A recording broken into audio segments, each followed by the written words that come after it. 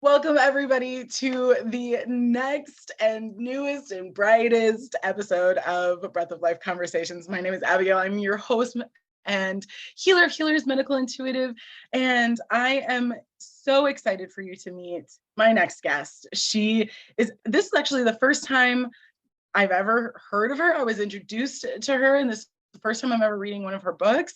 I am so irritated with myself that this is the first time that I have ever heard of this. And this is something that we're actually going to discuss with this amazing woman, because I feel like this is something that I run into often. And if you're wondering what it is that I'm thinking that we run into often, I will explain that later. But let me introduce you to Ellen Meredith. She is the author of Your Body Will Show You the Way and The Language Your Body Speaks. She has been in practice since 1984. 1984, guys! As an energy healer and conscious channel and medical intuitive, helping over 10,000 clients and students worldwide. As an energy medicine practitioner, Ellen helps clients engage with the body's energies to activate healing. She teaches energy medicine courses on the Shift Network and has served on the faculty of energy medicine pioneered by Donna Eden, and is certified within Donna Eden's technique. Now, I know you guys are probably thinking, who are these people? Yeah, I know. I know. Like I said, we will discuss this, but welcome, Ellen. Thank you so much for being here. Oh, thank you, Abigail. I'm dying to know what you're thinking there with all of that. So I'm really happy to be here, really happy to be speaking with you and through you to your audience and your community. So hello, everybody. Nice to meet you. So the thing that I was alluding to is that you've been practicing energy medicine since 1984. You were working within it probably for much longer than that, like before that. And yet, for people like me who are practitioners, when I was telling people I was reading your book, they were like, who is this? And I was like, are you? No, like, I know. Wait, one, like, you have to check her out, but then two, like, I know, I didn't know either. And that's not, I don't want people to think that I'm like, you're not known. You are known to thousands, tens of thousands. However, the problem that I come across most often is that you should be like a global phenomenon. and you're a phenomenon, but in certain pockets. And do you find that it's the nature of the work that you do, that it's energy medicine, and that's almost in some ways in the modern times a contradiction in a lot of ways? Well, no, maybe. I mean, I don't think it's just that energy medicine. I mean, energy medicine isn't, life with the Kardashians. I mean, It should be. maybe it should be, because it really is a discipline. At least the way I practice it, it is about awakening to our own body, mind, and spirit, and the way they communicate with each other, and how to participate in our own well-being and our own creation of self. And I I'd like to think that I create myself as much or more than the world creates me by its, negative feedback or its positive feedback or whatever. I really like to see this endeavor of being on the planet as a very creative one. And I'm kind of getting off track of why I'm not famous. I've I've never really wanted to be famous. I want to have authentic work with people who can use what I have to offer.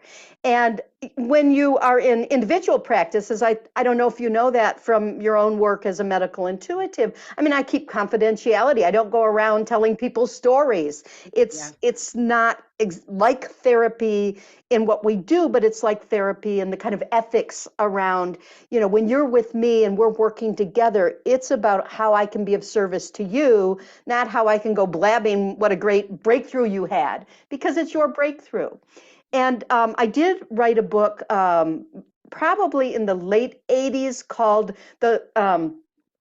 Listening in, Dialogues with the Wiser Self. It's a channeled book. So I had kind of a run of people who knew about me back then when I put that book out. But I was also living and working in Europe a lot. I lived in the Netherlands, I lived in Switzerland, I was in France. So, and then I lived in Canada for many years. So one of the reasons maybe I'm not as well known here in the US is I was living all over the place and I was working internationally, both in the work in the medical intuitive work, but also I was working as an advocate for young children, doing child development work as well, because I really believe that we need to take care of our children around the Yeah. planet. Well, So, yes, and it's such a great point of just, when we're doing the work, we get in the work and we are so much more attuned to the fact that our why is to help people. Um and I see it in my own practice, in that, like, people will say to me, well, like, what do you do? And I'll be like, oh, I'm a medical intuitive. And they'll be like, well, what is that? And right, like, I've heard of intuitive, like, do you, like, so you're a psychic? And I'm like, well, yeah, like, I have that ability, but, like, I'm not using it in, like, a crystal ball fashion, like, right. I'm not telling you what you're thinking. um and I think that people are just used to intuitive work in a very specific way, and Right, don't fully understand the breadth and depth that this work can achieve. right. And just now, within the last, I don't know, 10 years maybe, since, like, Dr. Joe Dispenza has started trying to figure out the science behind the art of what we do, Uh-huh. it's becoming a little bit more mainstream. Do you Uh-huh. is that something that you would like to see, that this work becomes mainstream, or is there a different way in which you would like this work to be acknowledged? Okay. Um, Yes, I'd like every child to have the ability to communicate with her or his own body or their own body, right? Because there's a lot of theys coming in right now. Um, I I really believe and know from my own work is that the body really speaks in two different languages. It speaks chemistry, and that's what Western medicine gets into, right? Western medicine's all about testing your blood to see what your chemistry's doing, and then giving you a little white pill for, to influence the chemistry. And we can't, most of us can't participate in that because we aren't chemists. We haven't been medically trained. We don't know enough about how to speak chemistry to really influence our bodies in a positive way. I mean, some of us have gotten into some nutrition, but even that's weird. I mean, how many of you out there have a whole wall of supplements because someone's told you you had to buy this and this and this, and you can't possibly be healthy unless you take pill after pill after pill? That's our culture. That's our culture and how it sees health and wellness in the body through what's wrong, how do we fix it? Here's the chemical messenger that's going to fix it. But we have this other language that the body speaks, and it's energy. We're made of energy. I mean, science has told us that, but we knew it before. I mean, those of us in healing work always knew we were made of energy. And we're also fueled by energy, and the body, mind, and spirit communicate through energy. So if I don't speak that language, I can't participate in my own being. Mhm. And as a professional, maybe you come and help someone bridge that and understand what their body's saying to them, or what they how they can communicate better with their physical nature. And I certainly have done a lot of that. But what it's brought me to over the years is that if you come to me week after week and I help you and you go away feeling better, I feel really good about myself, but I'm not doing the right job. My job is to help you communicate better with yourself and heal yourself. So I've really become more and more dedicated over the years to tools that help people connect in with this communication system. That's why I wrote The Language Your Body Speaks, to sort of spell out, well, what is this language? It's not just English, it's not just thoughts in your head. It really is woven into every fiber of our being. And so I wanted to teach people, how do you speak that? And then taking from that, your body will show you the way. how do we activate built-in guidance system that is in this instrument so that we really can participate in not only healing, but also being really well, not just kind of absence of sickness kind of well. So that's kind of where I come from with all of that is, should everyone know it? Yeah, it's our mother tongue. And to be honest, I think we all did know it as infants. What I know about child development, in the first 2 years, a kid explores everything. It's pretty nonverbal, or they're gaining verbal stuff. But, they feel and taste and touch and move and roll and play with stuff and really learn what energy is in its many manifest forms and how to work with it. And then our culture kind of teaches us to forget that and go right into learned language and concepts and beliefs and thoughts. And how many of us, and I'm guilty of this, end up sort of living from the head up. It's like even our spirituality's out there, not in here, not in our instrument. Yes. But I really see it as an instrument. If I'm going to play the music of my soul, this body is my violin. This is what I've got to play that music. And how can I work with that and that partnership? Yes, I completely agree. I think we spend way too much time in the modern age trying to figure out what is going on out there, and instead of figuring out what's going on in here, knowing yourself well enough that you can communicate it to the world. And that can be communicating your needs, communicating your wants, or simply creating your reality. That Right. through this work, you can create what it is that you want for yourself. Right. Being an original voice, having authorship of your own life. You're writing your story, and it's not totally inside out. I mean, I talk in the book about how our culture is very much outside in. And, if you want to know something, you Google what someone else said about it, right? What the experts say about it. Instead of going inward to say, well, what do I know about this from my experience or my inner truth?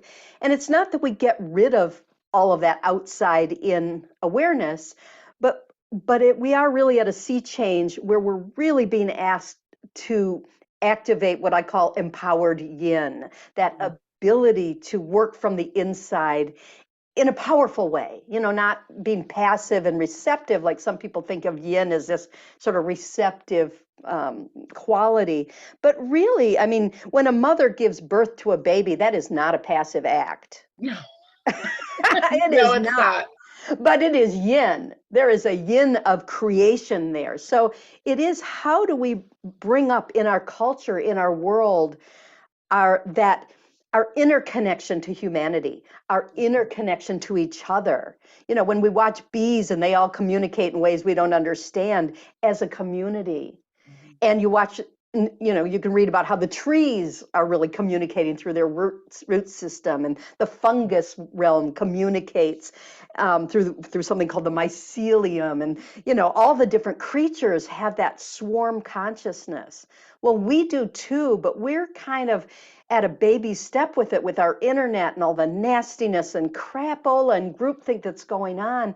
How can we learn to be part of a collective consciousness in responsible, sustainable, loving ways? I think Yeah. each of us is being asked right now, with this time of great division and either or thinking, we're all being asked to say, can we get beyond that either or black white thinking to develop a more both and consciousness, a spherical, I call it spherical consciousness, where we can hold more than one reality at once, hopefully Yeah. with some respect, right? Yes. I loved that chapter, the going beyond the binary, that you brought that up. I think there are so many people that like have heard that concept before, but they haven't actually internalized it. And what you are describing, I think for a lot of people is going to be quite contradictory. You're in essence saying, go inside and figure out what's going on here, understand and break this either or thinking in order to come out and be within the collective in a very positive and very conscious way. And I actually, you're using that term of yin and understanding of like the divine feminine flow. And I use the term conscious evolution of, evolution being a thing that we, right, like can't control in most regards, but being able to consciously move the needle, move yourself forward, move your growth forward. And so it's such a beautiful journey and experience. And as I look around in our world today, even pre-pandemic, but just in general, this is something that we're very, very real, like very really, that's not even the proper like term phrase, but very explicitly being asked by the collective. And by the collective, I'm talking much, much greater than just our society. Right. Absolutely. The collective consciousness, the earth herself, I think the earth Yes. herself is asking us to evolve, because we're going to destroy her if we don't make the connections that what we do affects everybody and all of that. So yeah, absolutely. And one of the things that I set out to do, and Your Body Will Show You the Way, is to say, well, if we're being asked to evolve our consciousness and wake up, and I do believe that most of the people listening are having some form of awakening, or, I mean, it's like popcorn right now. It's taken off. But how can I, and how can you as an individual, evolve my instrument to handle this different kind of consciousness? It's one thing to wake up, but if all of my nervous system is wired to yes, no, plus, minus, me, us versus them kind of stuff, I can't function, because I'm going to get triggered over and over by things that don't fit what I'm asking my body to do. So that's what I set out in this book to do, is teach energy medicine, that as you do it, it helps evolve your instrument to handle this awakening that we're going through, and to, well, or whatever you want to do with it, but to handle that spherical consciousness of holding more than one reality. Yes. And we have what I call a gatekeeper, which is it keeps the gates of self. It says, this is me, this is not me. This can come in, this has to stay out. This is safe, this is unsafe. It's sort of it's an energetic feature. Donna Eden refers to it as a triple warmer energy system, but I think gatekeeper was the term that what my teachers taught me, my inner teachers. And we have this here built into our system, so we stay in body, because we don't want to float off into spirit when we're here, to enjoy planet Earth and chocolate and things like that. Right? So, but if our gatekeeper is quite binary, so if it's going to get triggered by everything that feels me, not me, that's not me, I can't be around it, or safe, unsafe, I can't be around it, and it can react quite spectacularly, because it's our immune system, right? Physical, emotional, energetic, spiritual immune system. It's spectacular in what it can do to keep you safe and to keep you whole. But it's got to have a different program, because the new requirements of being human don't fit with that binary us versus them kind of deep knee-jerk reactivity that we've all experienced in one moment or another. I'm sure I have, anyway. Yes, absolutely. We've got to have tools to get past that. So that's what I set out to do, is to say, pull together, well, what can I do to evolve this and make it fun? I have lots of things you play with in my book. I'm not telling you, you have to do a program, because I don't follow programs. So let's talk about that a little bit, because I found that really, really interesting how you structured the book. You have exercises, you have protocols, you have guided, what you call guided visits in the table of contents as you're looking through. What I found interesting as I was reading through, number one, like I usually skip the table of contents because I'm like, I don't really want to know like what's coming up. I like the journey of it, which is one of the reasons why people can tell me the end of books and I really don't, it doesn't bother me, like books or movies, because for me, it's about the journey. Great that you're telling me like the lesson or whatever that I'm going to experience on the way, but the experience of it always is different depending on who's watching or reading. And Right. So I didn't actually know beforehand that that was the thought process of like how you structured it. So as I was reading, I actually was sitting here thinking, well, this isn't a text. This isn't like a textbook. And this isn't a narrative wholly. I mean, you do have stories in it that you use as like examples or like jumping off points for um like the lesson, I guess, that you want each chapter to kind of portray.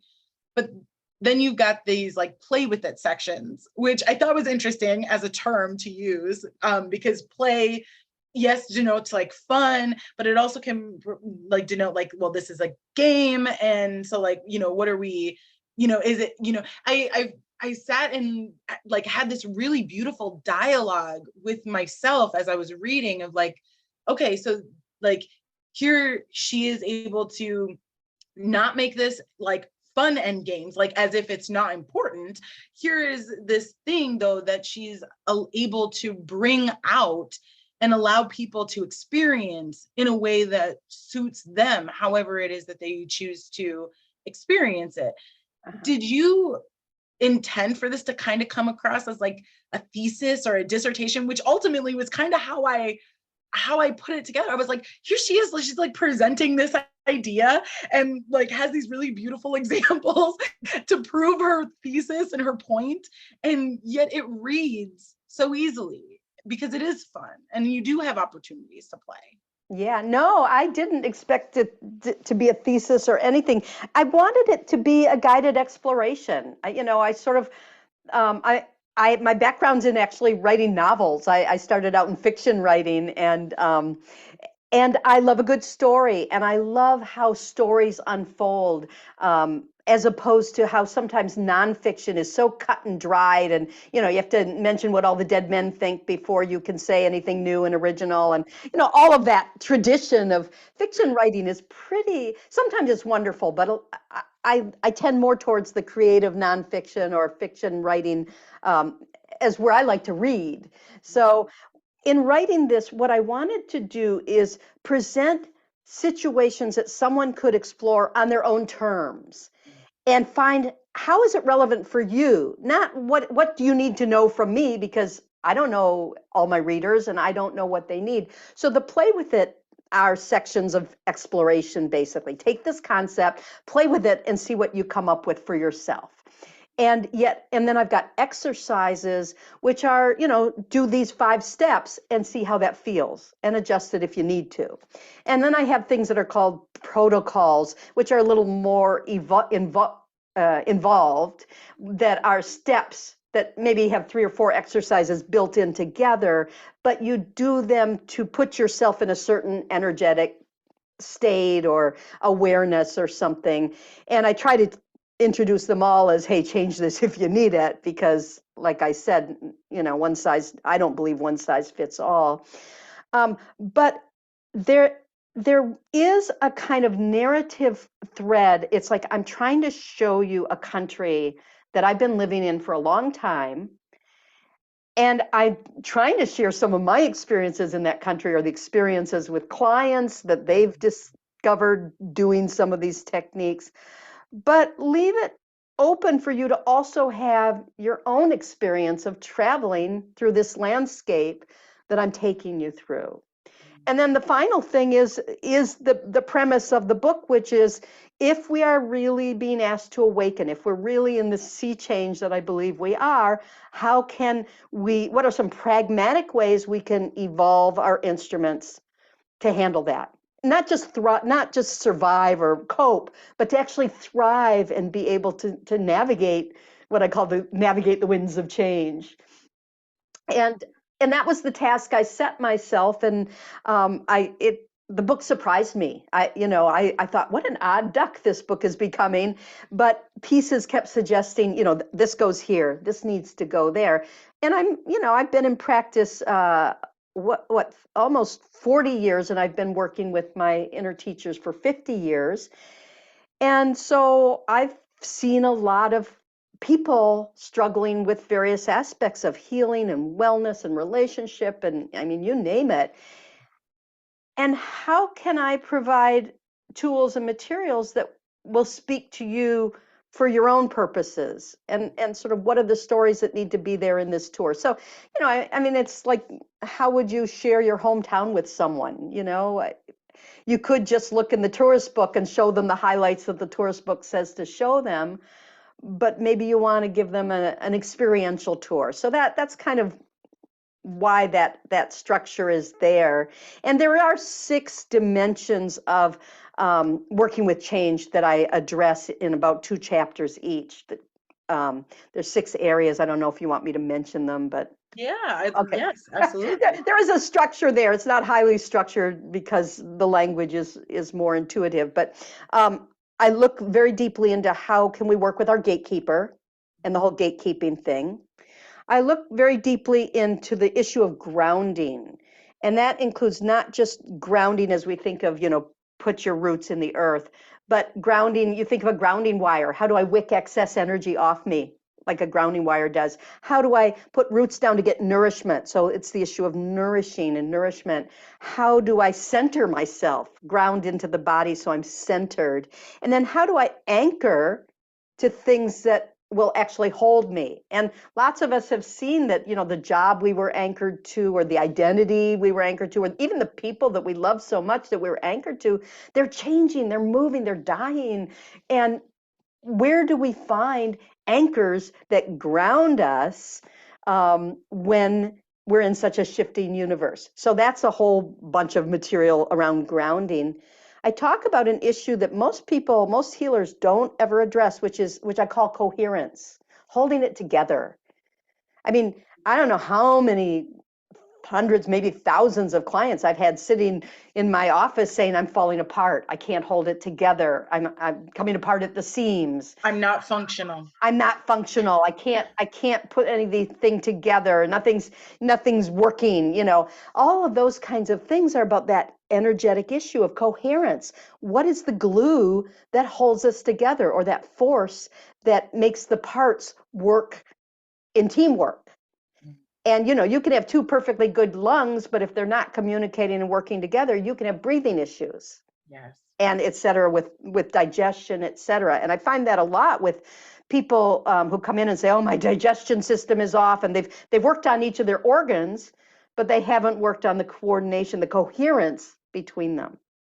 I love that you bring that up. And it was something that I was so impressed with as I was ending the book, because it resonated so well with me, because it's what I preach in my own practice, that there is always 2 aspects to any illness. There is the physical manifestation, and there is the energetic manifestation. Right. And you can work on one, sure, and the problem may disappear, but don't be surprised if it comes back around and it shows back up again, because I can guarantee you it's because you only worked on one of those aspects, and now it's presenting itself again, because it wants you to, your body, your whole being wants you to deal with the entire issue.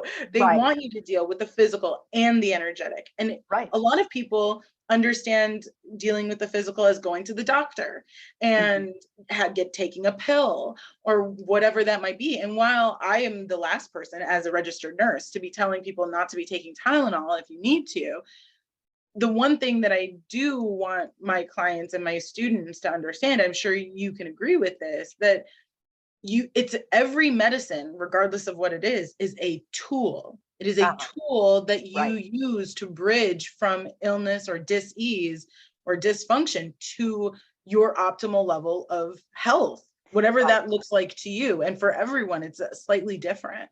Some people Right. want to be marathon runners and, triathletes. That's not me.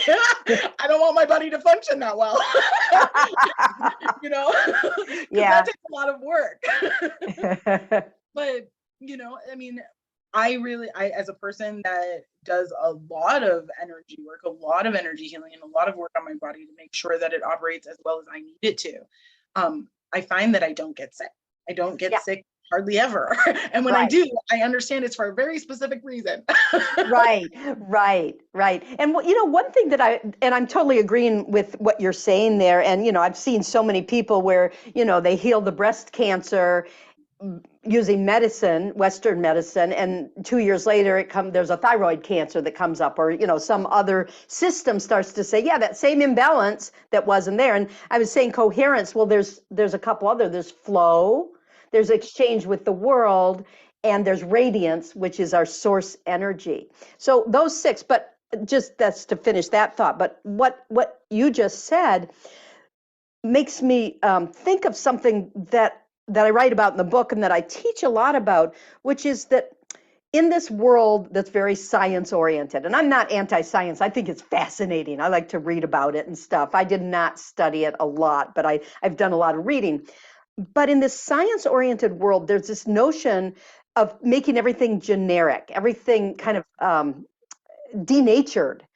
So when scientists come to talk about energy, they talk about protons and neutrons and electromagnetics, and they've got all this language for it that says, well, now we can prove it because we can measure it with an instrument, as opposed to this instrument, which has been measuring it for thousands of years, right?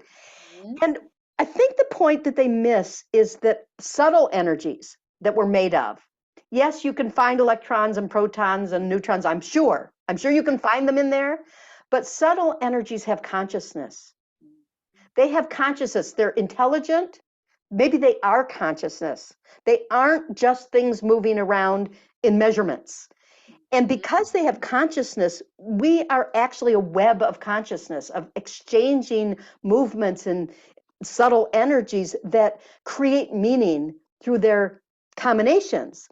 Just like you can take notes on a scale and you can put them together in a tune, but that's not the same thing as the song that we sing or hear, Yes. right? Because Yes. the song is so much, it has meaning, where you see the notes on a piece of paper, maybe they have meaning if you're a musician, but otherwise it's just notations. So I think we have to get away from seeing our truth and our energies and our health as a bunch of scientific notations, and even our nutrition, because you can take vitamins out of a food and put them in a pill, but the food and the pill aren't equivalent, because the Yes. energies of the life force energies, the consciousness that's in the food source doesn't necessarily get replicated in that little vitamin C pill.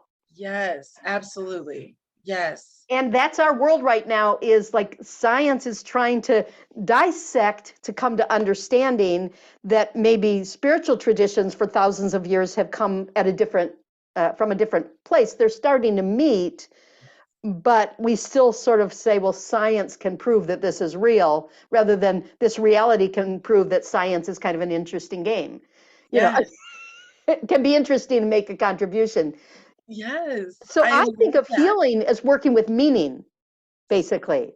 So you say, it's the, you've got the body and you've got the energy, but where they intersect is, how do I work with this map of meaning? How do I work with this exchange of consciousness that is my body and my mind and my spirit? All three are on a spectrum, right? This is the most solid part of my soul, and the slightly less solid part of my soul is what I call my talking self, my mind, that part that makes dramas and storylines and plots and has a resume and all that crap. And then the least solid part of that same soul is my wiser self. Yes. So if I've got a wart that I don't like on this part of my soul, I don't have to get all symbolic, like, I can get all symbolic, but I have to look at what is the dynamic that co-creates a scream for help, or a symptom, or just an interesting phenomenon to explore in one of my three selves. The wart may not be physical, it may be in my mental structures. Yes. We've Yes. certainly seen a lot of those lately, right? a lot of Yes. Yes. weird mental viruses going around that don't necessarily manifest physically, but are kind of distorted programming of some sort. Yes. It takes the term like psychosocial to a whole new level. Right, I think, right. and s- number one, like I want everybody to like pause right here, and I want you to maybe even like rewind back and listen to Ellen again, because so, number one, so poignant and so necessary to understand, that it's not necessarily all about the nuance, right? Like, it's about understanding that nuances exist, right? Or you can not dilute down, but cut something down into its smallest form.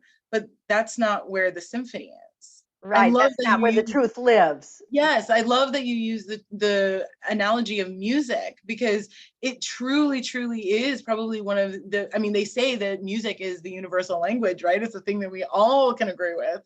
Even when, death, taxes, money, relationships and politics all like can't even be understood. Music will bring us back to each other. And I think looking at our bodies as a form of music that we need to learn to enjoy. I remember telling a client of mine that she needed to stop looking at the changes within her body as a problem child. Right. Like, instead, wake up every morning and go, thank you, thank you, thank you. Thank you for changing so that I get to go on a brand new adventure every single day and not be bored out of my mind because everything stays the same. Right, you right. know, they're gifts, that the changes our bodies have are gifts. And when Absolutely. you talk about, I mean, I really do, I really do love, and I was fascinated by the title that you chose of, using the words personal and global change. But it's such a big title. And I mean, reading through, I got the feeling that you were able to accomplish what you set out to accomplish. Great. As you said, the task that you set for yourself. Do you feel like you risked enough when you were writing it, that you like pushed the boundaries to get people to understand this concept of changing, not only personally but globally too? Well, I see this book as one of a whole series of books that I'm kind of being called to write. I'm 67 years old. I'm not ashamed of it. They were lived all Shouldn't those be. years, and um, and so I'm sort of at a stage in my career where I really want to codify the gifts that I've been given as a healer, as a channel, as a messenger, as a teacher, and as someone learning from over 10,000 students and clients and their stories and their struggles. So it's my job to say, what can I pull out, distill, put together as a kind of set of journeys for people that will help them with tools or fun stories or awareness or whatever. And so in this book, yeah, in a way I did. I mean, some people may say, "Oh, I didn't learn enough about global change." And my answer to that is, until we can accommodate spherical consciousness, which I talk about in the book, Yes. physically, until our bodies can handle our awakening, we can't get very far. So it's a necessary step. Some people may say, oh, my body's already there. But I'll tell you, I've known a couple really enlightened gurus who had stage 4 cancer, who had chronic fatigue, who had illnesses of the body because their body didn't get the memo of their spiritual practice. Oh my gosh, I And love that you bring this up. It's one of the things that I'm so passionate about. And I'm like, me I too. feel so validated. It's true. I mean, I feel like, and I come from it honestly, because I was, as a kid, I had no idea how to work my body. I was like a little head on a stick. I just even barely knew what happened below my head level, and was not encouraged in my family to really inhabit my body and have an identity, a physical experience. And that changed because my body started talking to me with symptoms. And what I've observed is our body talks to us through symptoms, sometimes events, sometimes pulling our attention, but often symptoms. And if we can't recognize what's being communicated and respond appropriately, it shouts a little louder.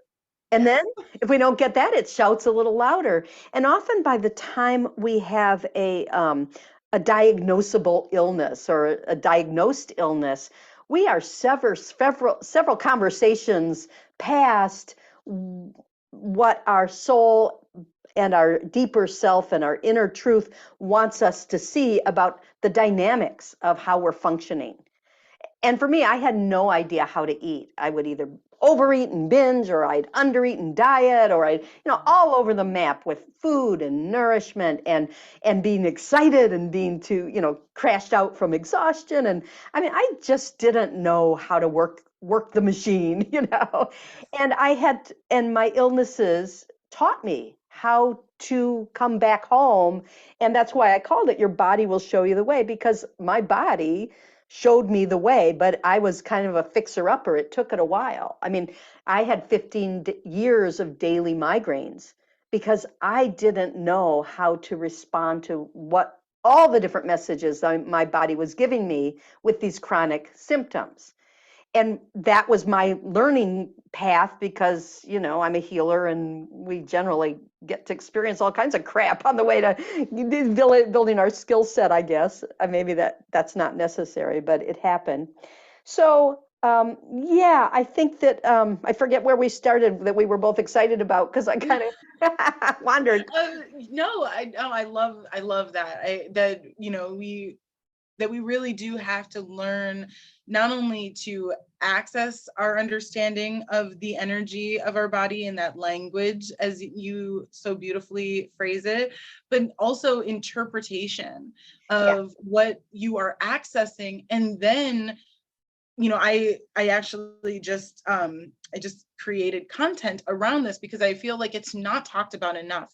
That once you've accessed and you've figured out a way to interpret it, that it becomes a control and mastery, like not game, what's the word I'm looking for, task, Mm-hmm. that, or goal, that you can have this very like theoretical understanding that this is what you're supposed to do in order to make your mind and your body, or your energy in your body, I should say, sync up, your spirit in your body sync up. Uh-huh. But a lot of people end up where their spirit or their soul like runs ahead of their bodies, and their bodies are just Yeah. struggling to catch up. Yeah. And so understanding that like control and that mastery, and getting yourself to that place where when something occurs with your energy, being able to say, okay, I understand, I've interpreted it, now I'm going to do the action that controls or changes or shifts something. Mm-hmm. And through that comes mastery. And Yeah. it's just such an impactful thing. I feel like, at least in my humble opinion, that understanding that if you, and believe me guys, you're gonna have to read this book again. I have to read this book again, because there are things woven within this text that, as you are so beautifully describing, that takes more than just one time read through, that you have supplied us with something that we can revisit time and time again and learn something a little bit different, and take the time to master one exercise or one protocol, as it were, see how it works. And if it does, great, wonderful, put it into your daily practice.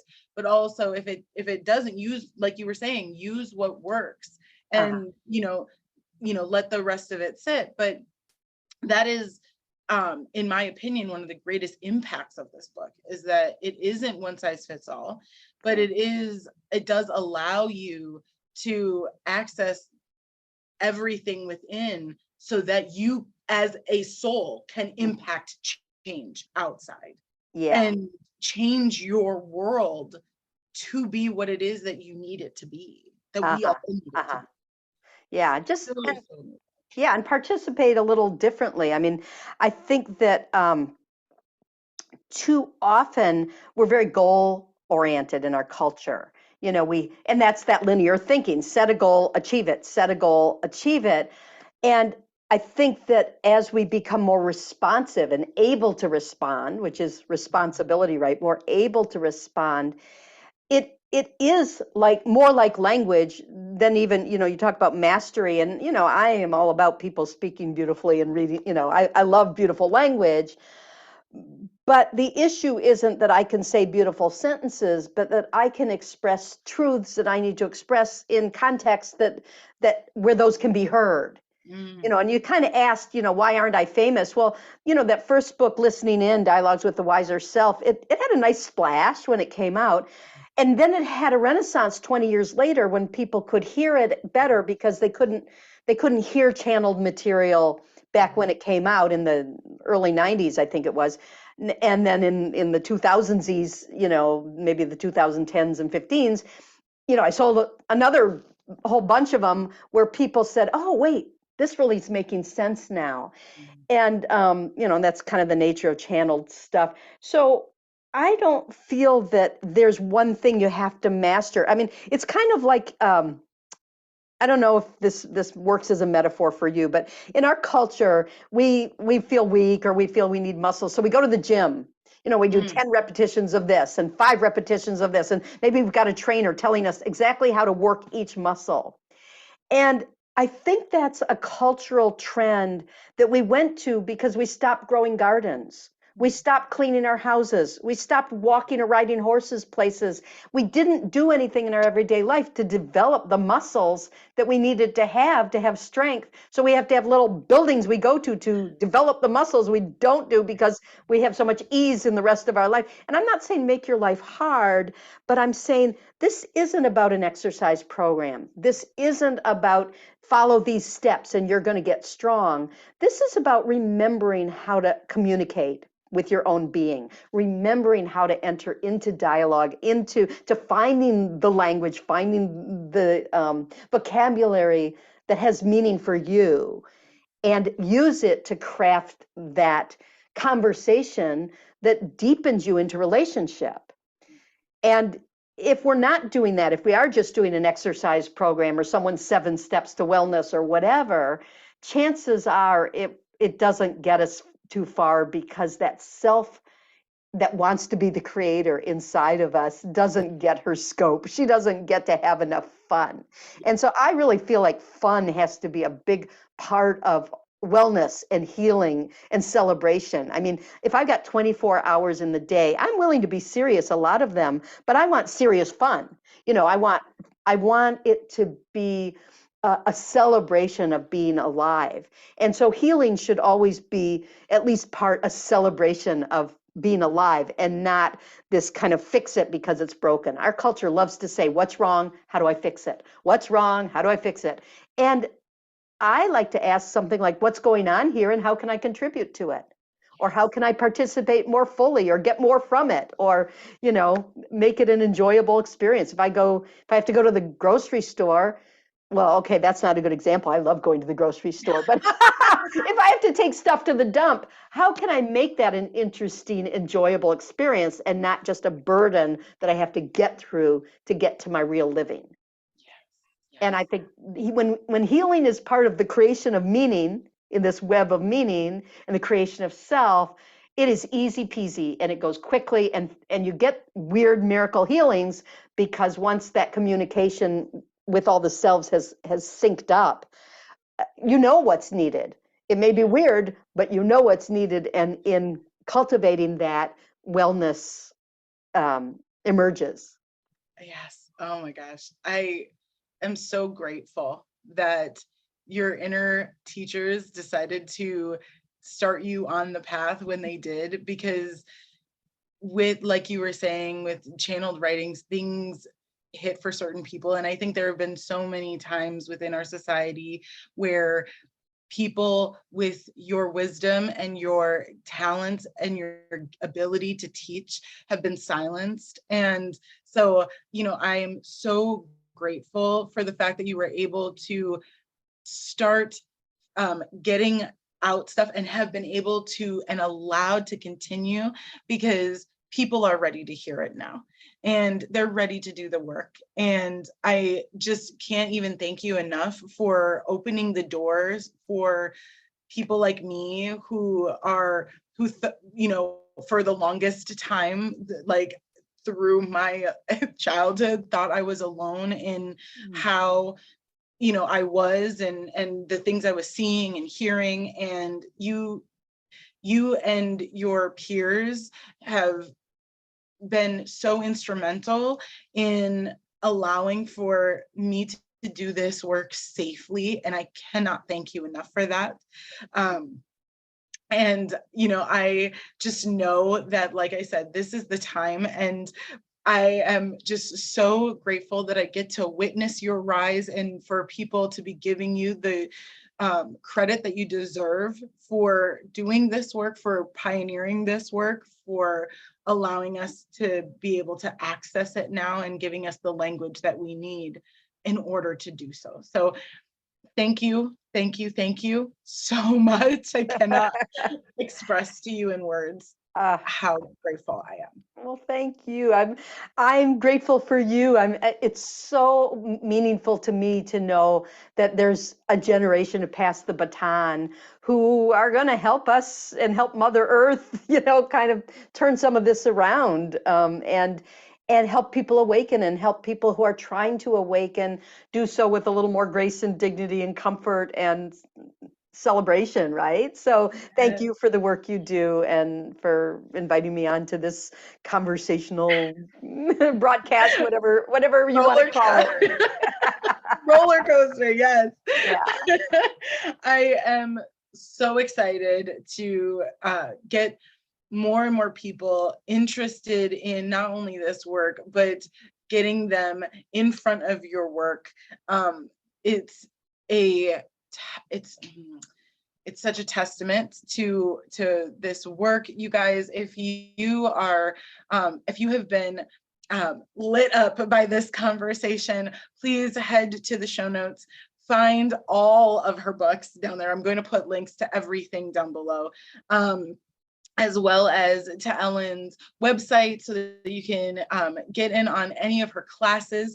She is a beautiful speaker. Please check out her YouTube and all that. Like I said, all of this is down in the show notes and description below.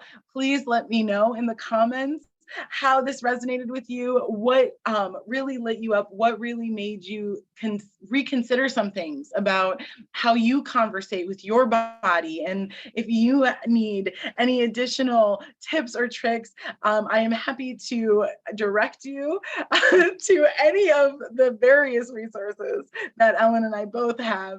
Please join us next time for the next Breath of Life conversations. I am so grateful, friends, and we will see you next time. Bye.